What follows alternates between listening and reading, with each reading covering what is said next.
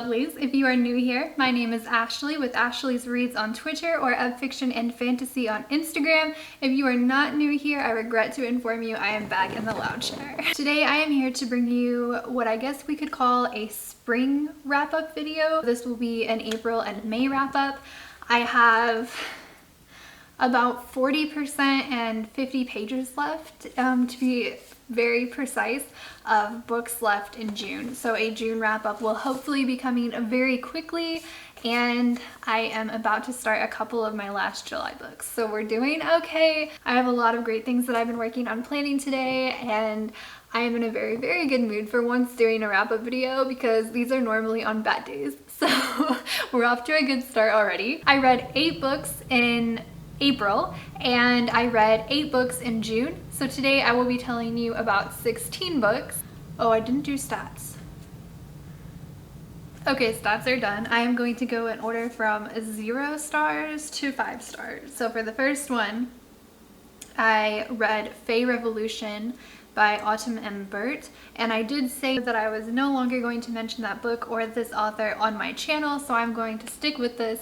If you want to know more about why I gave this book 0 stars, then you can go to my previous video. Otherwise, we are moving on. Other than that one, we had no actual 1-star reviews and we had no 2-star reviews, so I'm very grateful that we had a good springtime. I did not write any authors down. I wrote the publishers down.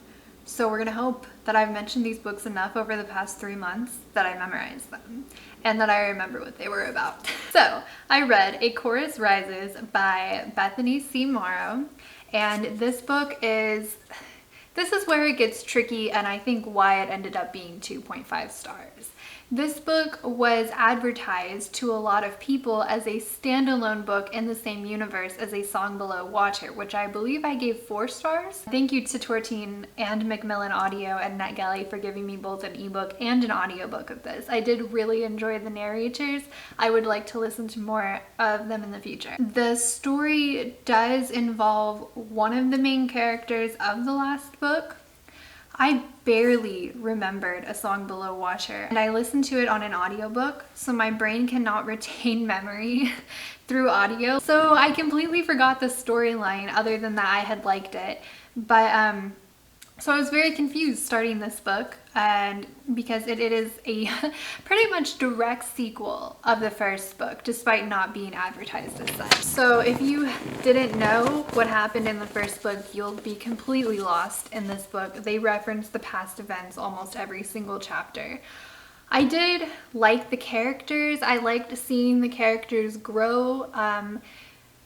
There wasn't really any fantasy, which is what drew me in the first place to the first book, because I don't generally read modern or contemporaries unless I ended up with an arc or my friends really highly recommended it. I'm definitely more of a fantasy gal. I would have given it 3 stars. It was decent, it was okay, but I knocked it down half a star because there were just incest jokes.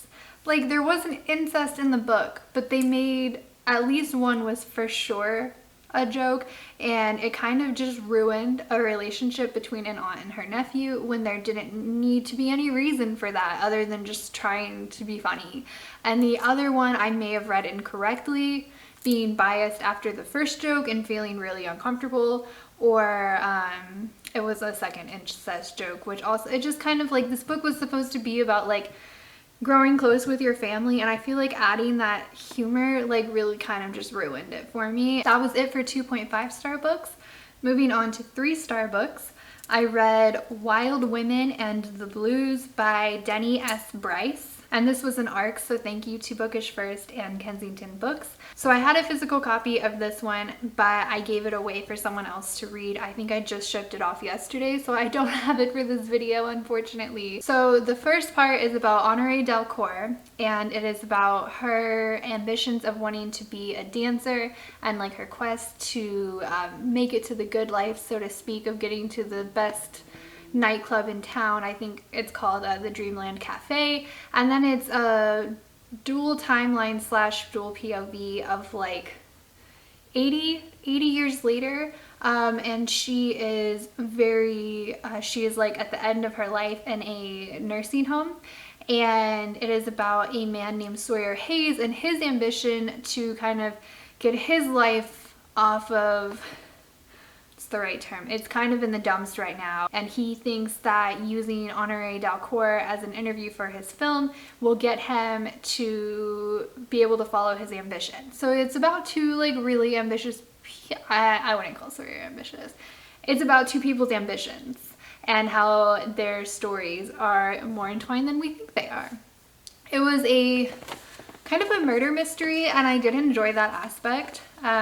I really liked Honoré, and so because of that, I would have given this book 4 to 5 stars, but I did not enjoy Sawyer's point of view at all. I had no interest in him. I liked the love interest to Sawyer, but I didn't actually like him.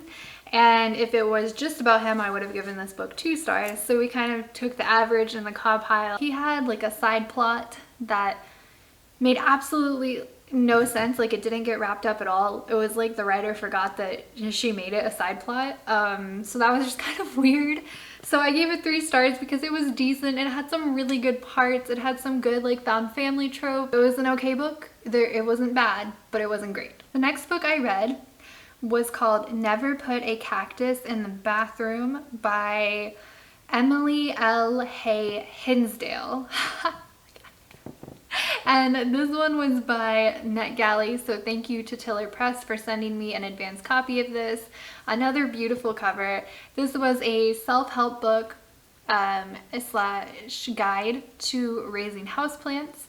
And as someone who has a lot of houseplants but not a lot of idea how to care for them, and mostly just hopes that watering them every now and then will keep them alive, I found this book very useful. I specifically looked for a houseplant guide and found this one. I gave it 3 stars because it did have some tidbits of information, but it felt like someone was just regurgitating random facts, and it wasn't in the most cohesive format. Speaking of format, it was in an ebook format, and the paragraphs would like cut off and just go into other paragraphs, and then that one would end and go back to the original paragraph. The ebook was one of the most atrocious ebooks I have read. And also this one was very much dad jokes kind of, and it was every single paragraph. So it was more like you were reading a comedy book and there were some plant factoids with it. And there were also, I think, a lot of like not safe for work jokes, and I was like, I'm trying to learn about plants here. Yeah, 3 stars. The next one that I read was Where Dreams Descend by Janella Angelis, and I borrowed this from the library both as an audiobook and as an ebook. And I read this because it was my friend, I think it was my friend Kayla's pick from Kayla Ray Reads, who I will link all of these friends down below, and the Shelf This Book Club hosted by Bailey. This was, I think, the first live show I ever actually took part in, like being in the live show on BookTube ever. So I am very excited that I got to do that. Thank you both so much. And the whole experience was really fun. Cramming this book in like a few days before the live show with everyone else in the book club was great. But this one did make it to most disappointing books of the year so far. Unfortunately, I thought this book was going to be a lot more than what it was. I thought it was going to be like elemental magic and tense, conflict driven, and it was a lot of just standing around in a hotel glaring at people. There was a giant magic competition, but we never see the magic competition, and the main character, Kalia, is the only person we see do magic ever. So we don't really know, despite Kalia telling us over and over and over again that she is the best magician in like the entire world, where the magicians are like mostly just parlor tricks, like actual like real life magicians, it kind of felt like. There was no proof. And it was just kind of strange. I think most of us in the book club didn't really like understand where the book was going, and then it just kind of ended. Unfortunately, I didn't really connect to any of the characters. I was decently interested in the romance because it was like the kind of tropes that I enjoy. I am going to read the sequel if I get it at my library or if I get my ARC request approved. But if it doesn't really like explain more about like the lore and the founding families and the magic and the actual competition, I'm out. I think it's a duology, so I mean, like, I don't know what I'm out of. Maybe like reading more by Janella. I would still, even if I didn't like that one, I would still give another series a try because her writing itself, the words were enchanting, if that makes sense, but the plot wasn't. I read We Are Inevitable by Gayle Forman. This was, oh, an Edelweiss arc, so thank you to Penguin Teen for a copy of this in advance. I picked this up because in high school, so about a decade ago, I really loved Gayle Forman books. I loved them. I gave them all 4 or 5 stars. I remember like sobbing in my bedroom in high school and like, this is the best love story. I don't remember anything now, and I don't know if I would still like them, so I might not reread them. But I was like, oh my goodness, a Gayle Forman book, and I get to read it now as an adult before it's released. Like, this is the dream. And it was really boring. It was about a boy, and his name is Erin, and he lives in a failing independent bookstore who his father has basically put them incredibly in debt, and he's going to inherit it, so to speak. And he did not go away to university because he's stuck with his father's crippling debt. He's stuck in a small town where all of his friends have left him. He tragically lost his brother. His mother basically abandoned them. So you would think that you would have a lot of sympathy for Erin, but he was such a fedora guy, if that's the right term. Like, he met this girl and he was like manic pixie dream girl, and we don't even really get to know the female main character. This is a contemporary romance, and also she's in a band, and I abhor band romances with like groupies, or like, oh, let me woo you with my guitar playing skills, yeah babe. No, sorry, that was so cringy. I hate that, and I also abhor sports romance. I can't do like getting it on in the locker room. Like, these are not my vibes, and so I shouldn't have requested this book. That's on me. I really thought because I liked Gayle Forman I would like this book. But he was very, I think, correct me if I'm using the wrong term, but he was very fedora guy, and that like he met this girl and she was reading a book that was his favorite book in his childhood, and it was a Chronicles of Narnia book, so it's not even like that big of a deal in my opinion. And he was like, this is the love of my life, it's inevitable that we are going to be together. And he just basically like followed her around waiting for her to love him and trying to make her into this perfect girl that she wasn't, which I guess was kind of one of the main parts, you know, like that not everyone is perfect, things don't always work out how you want them to be, but that doesn't mean that like you're going to have a bad life. I'm not explaining that in the correct way. So I did like the sort of lesson in the end. I liked Chad, the side character, so I like the friendship between like Chad and some of the other people that would come over to the bookstore. I like having side characters being really involved in the plot, and like having multi-dimensional characteristics.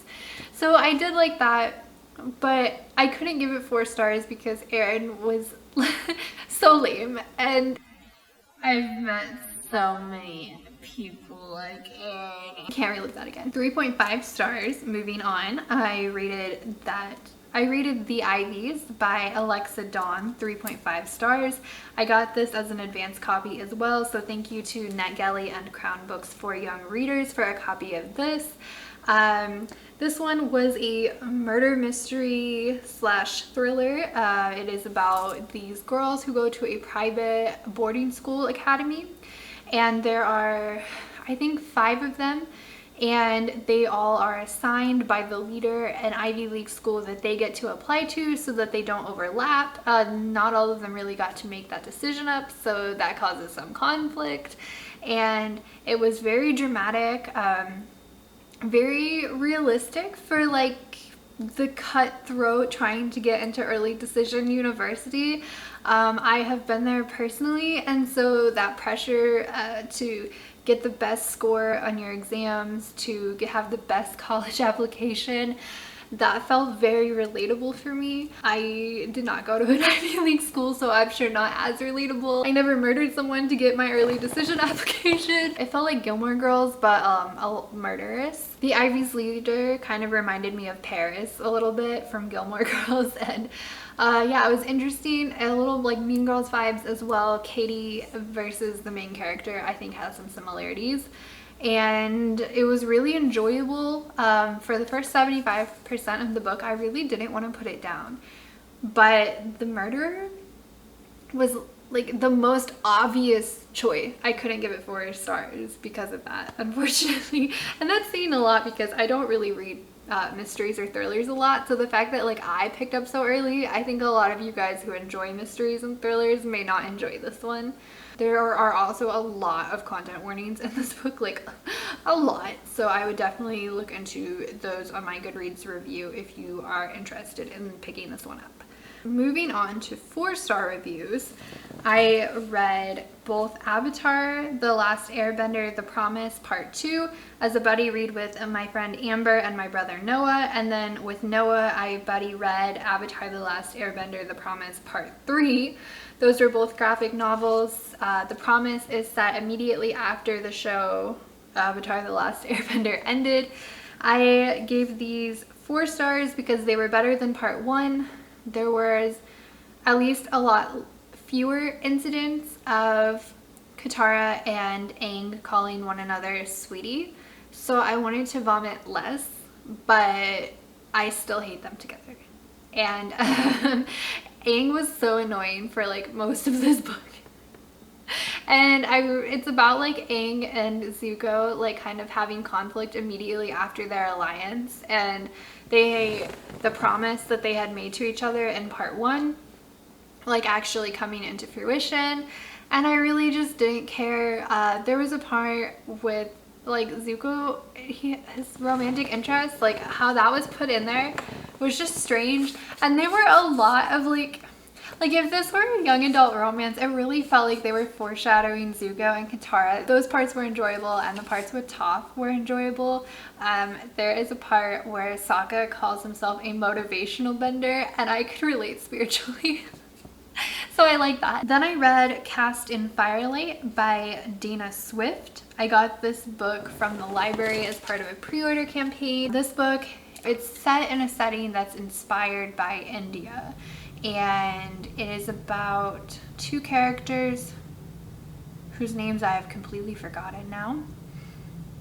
Yep, no, they're not up here right now. It's about 2 characters, and they are betrothed to one another, but they only met once as children, and it went really terribly. She slapped him in the face, and he was very much like, I have so many powers and you only have one. And so they were enemies, and they would like send each other like fake love letters over the years, and so everyone thinks they're madly in love, but they were really just like really sarcastically written / hidden subliminal messages hating one another and like telling them about how much better the one was doing than the other at their schoolwork. And I think that's really funny as a type 3 on the Enneagram. So it was enjoyable. It was very like elemental powers and things like that. So definitely up my alley. But there was a scene, the reaction by the character in quotation marks, in italicized quotation marks with a period at the end, mind you, not an exclamation mark, was "No," he said, at a character death. So although I did really enjoy parts of the plot, and like different tropes in the book were some of my favorite tropes, that one scene really killed it for me. It wasn't a bad book, like plot-wise. I would say it was probably average. I liked the personalities of the characters a lot. And I also really liked that they had a scene where the main female character was on her menstrual cycle, and it was just completely like normal. And I mean, obviously it's normal, but like it's never mentioned in book. It's like, oh, what, a period? And she was discussing it like in front of the main character, and I just found that like, so I love seeing that, like, what women's health representation. So there is a lot of discourse with this book as that it was apparently advertised as Own Voices, but it is not Own Voices. I would definitely recommend reading the Goodreads reviews by Own Voices reviewers before you read the book, just so that you can make an informed decision. I read The Duke Who Didn't by Courtney Milan. This was part of my Vlog Squad's Top Recs of the Year challenge, where we each read a book by other people in our group from their top 5 of the year before or their top 5 of all time. So I picked The Duke Who Didn't because it was my friend Bailey's pick, the one who also runs the Shelf This Book Club, and this book did not disappoint. The main character's name is Chloe, I believe, and she is very like a type A personality. Everything has to be organized. Her entire day and practically life is all scheduled in a single like clipboard to-do list, and she will not be satisfied until every single thing on that list is checked off for the day. I could relate to her more than almost any character I have ever read in a book. She's very ambitious, very worried about constantly working and can't relax, and that is me. And I loved reading a book like that, and I loved the family aspect of this book. The romance was very interesting. I think perhaps what gave it a 4-star instead of a 5-star was just that the humor was a little much at times. It just felt a little like over dramatized. That was like, I just thought like Chloe's reactions were sometimes just like a little over the top for me. Father is like a chef, and he has this secret sauce that he is trying to make, and she's trying to make it into like a big business. There apparently were some like, this is historical fiction, so like startup founders, but in historical times, and they basically decided to get into business with him, and then they took his recipe and stole it from him and went and made their own. And so he had improved the recipe since then, and she wants to get his to be as popular and then like seek revenge against the other 2 people. And it was very interesting, but again, a little over the top, but I still really enjoyed it, and it was definitely one of my favorite books of the month. I also read Small Favors by Erin A. Craig. I knew that this book would be a Rumpelstiltskin retelling. I will caution that it is a very loose Rumpelstiltskin retelling. It didn't actually remind me a lot of the story at all. I think Erin excels at like taking the very base idea of a fairy tale and turning it into something incredibly dark and twisted and so different that you're like, how is this related? But you can't put it down either. And I love that about her. I did not want to put this book down. It was really scary, and I am in my 20s, and her writing is so atmospheric that I couldn't look out the window and was like hightailing it to the bathroom in the middle of the night. It was very dark. I don't remember a lot of House of Salt and Sorrow, so it may not have been like so much darker than that one, but this one just scared me a lot more personally. I don't know why. I only gave it 4 stars because although she is one of my favorite authors, I didn't really get the point. It's based on not only Rumpelstiltskin, but like a retelling or like inspired by The Village. It's like a group of families who live on like this within a village, and have like a council. The like brothers or fathers of the council or whatever will like judge everyone in the community. And it's very, again, like chilling aspect. Like the small town vibes was not cute here. It was very much like, what if you didn't love your neighbor, love thy neighbor kind of vibe. It was so interesting in the beginning, and then everything went off the rails completely, which was the point of the book, I suppose, like just chaos in general. But I was like, I wanted like a better reason for all of it to have happened than just chaos. So I didn't enjoy the ending, and that's all that I can say without just spoiling it. And I had pre-ordered this book as well, so I'm very excited to have this gorgeous cover on my bookshelf, even if I don't read it again for like 4 years. I read A Court of Frost and Starlight by Sarah J. Maas. I really went into this book expecting to give it 2 or 3 stars. Like, it had a lot of mixed reviews, but most of the people I talked to said like it was kind of pointless to be in the series and they didn't get anything out of it. Well, my favorite holiday is Christmas, and my love language is gift giving. So like watching everyone around the tree giving each other their presents was perfectly a-okay for me.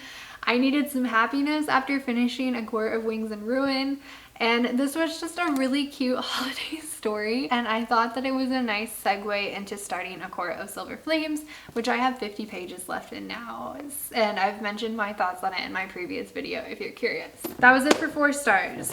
For 4.5 stars, I read An Ember in the Ashes by Sabaa Tahir. I read this book because I had been wanting to start the series for a long time and I never got around to it. I got this one from my library on a sale for like $2, and for the Vlog Squad Challenge of the Year for 2021. Yes, that's what year it is, right? This was in Nessa's top 5, and so I was very excited to pick this one and give it a try. I really enjoyed it. It's a dual POV, and it is kind of, would you say, dystopian society. There are different groups of people sort of based on their uses. So there are like warriors, that's not the right term at all. These are wrong terms. But there are like warriors and scholars and gatherers, that's wrong, artisans. This is such a bad wrap up of this book, I'm so sorry. The military group, they sort of like took over and forced all of the other groups into slavery, and so the male main character, Elias, is the main character. He is training to be a mask, and they're essentially just like trained murderers. They can kind of do whatever they want as they please. They sort of enforce the law however they see fit and have absolutely no moral qualms against doing horrible things, which are included in the book multiple times. Please check for content warnings. Elias is kind of dealing with like, oh, am I going to follow my family and be a complete evil, corrupt ruler, or do I want to run away? And Leia is currently taken in from her group. She ends up as a slave in the house of the same family as Elias. It's just terrible. She like tortures her all the time. It's horrible. And she is trying to like glean information, and she meets Elias, and it's sort of like, will he help her? Will he kill her? How will this work out? This book is so much about being morally gray. It's very easy to get lost in like, is this decision a good decision or a bad decision? No matter what you do, like, you're going to end up hurting people, like the ones that you love, versus like helpless innocents.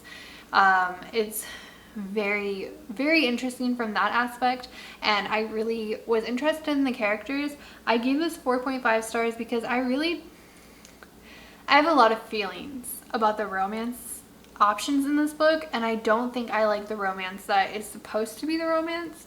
I don't know that I will even like, or that I do like, the romances that I prefer. It's a lot, and I have no idea what to think even now, so I will have to read the sequel. For 5-star books, we have, both of these were in my last video. The second to last one is The Ones We're Meant to Find by Joan, and thank you so much to NetGalley and Text Publishing for a copy of this book. This is a dystopian book that is, it has everyone living like in cities in the sky because the world is basically crumbling, falling apart, global warming. And there are 2 sisters who live in the city. They're very different. One of them is missing, and the main character, Kay, is trying to figure out what happened to her sister. The other main character, C, she is currently on a deserted island trying to find her way back to her sister, and it is very interesting because she sort of has amnesia and she is also colorblind. It has dry humor. It has a lot of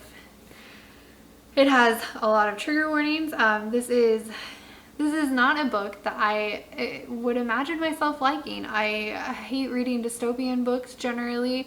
I do not like climate sci-fi. Very sad. I was like tearing up at the end, and Michael was trying to talk to me, and I was like not now. I loved it. I loved the characters. The plot twists were wild and intense, and even until the last page I had no idea what was happening, and even now I'm still like, what the hell happened? And so I really enjoy that about a book. Mystery, would you call it a thriller? I don't know. It was thrilling. I was on the edge of my seat. It wasn't like a scary thriller. It was like a psychological thriller, and I really enjoy psychological thrillers. So yes, 5 out of 5 stars, would absolutely recommend. Finally, I read Spark to Shadow by Atima Kim. I think this was self-published. So thank you to Atima and to TBR and Beyond for having me on the book tour and for sending me a copy of this book. I loved this book. I almost did not sign up for the book tour because I read the description. It said it was like The Bachelorette meets Dragon Riders, and I was like, what? And I almost deleted the email. And I read a 5-star review for this book, and it was saying that they loved it. It was amazing, give the book a chance kind of deal. And I was like, okay, it has a pretty cover at least. And I'm so glad that I did, because I accidentally met the person who wrote that review, named Amanda, and she's great, and we talk a lot now. And I love this book. I think it is Thailand inspired, and there are dragon riders. I will caution, like I said in my last video, there's not really a lot of dragons in the first book. There are wraiths, like ghost-like creatures. There are witches, I think that's what they're called, and the main coven matron's daughter, Fang, I think her name is, she is going to take over, and so she needs to find a consort. So she is shipped off to like the nearest country that they have shaky alliances with, and there are like a dozen men that she gets to. They're called lordlings, and they are essentially gonna be a stud. They basically will help her to further her coven by having more witchlings, and they are basically there to be silent and to do whatever they are told. It's a very like different society. So she's supposed to meet them all, and then she plans to invite like 3 to 6 of them home with her, and then she'll make that decision from there. And I found that really interesting. I've only seen like 1 episode of The Bachelor or The Bachelorette with my mom, but it did seem kind of like that. And not only did it have all of that, but it has soulmates, which I usually don't like, except for in one specific trope where it is the red string theory, the theory that 2 people are born like as one and the gods cut them in half, and all that is left tying them together is a red string. I love that legend, and I've never seen it in a book that I can think of. It was in this one. Very slow burn romance, a slow burn, perfect, and very elemental powers. It was so good. It was chef's kiss. I love this book. I laughed so hard. I think I teared up a little bit. I could not put the book down. This is a great book to end on because I'm still in a good mood. I would recommend to anyone who likes a wild time. And those are the 16 books that I read. So let's get into the stats, the statistics. For genres, I put Q2, but this is just 2 months. I read 2 historical books or historical fiction, 1 contemporary book, 2 graphic novels, 7 fantasy books, 2 mystery/thrillers, 1 sci-fi/dystopian, and 1 nonfiction. For formats, 9 of the 16 were arcs. 4 of them were from the library, and 3 were books that I owned. 4 books were physical, 11 were ebooks, and 1 was an audiobook. 7 of these were standalone books, and 4 of these were books that I was continuing a series with. I finished 1 series, and finally I started 3 series. Thank you so much for checking in. I would love to know your thoughts on these books, as well as if you had a least and most favorite book that you read in April. Do you guys remember what you read in April or May? The favorite book that you read in June. We could do that. And if you made it this far, then leave your favorite. The Veronica Lodge looks though, like honestly, this is a vibe. Leave your favorite fashion emoji. I will be back very soon with my July TBR. I have already figured it out a week in advance. We are doing well this month, guys. And then hopefully very, very quickly after that, I will be back with my June wrap up and my June haul. So see you guys soon.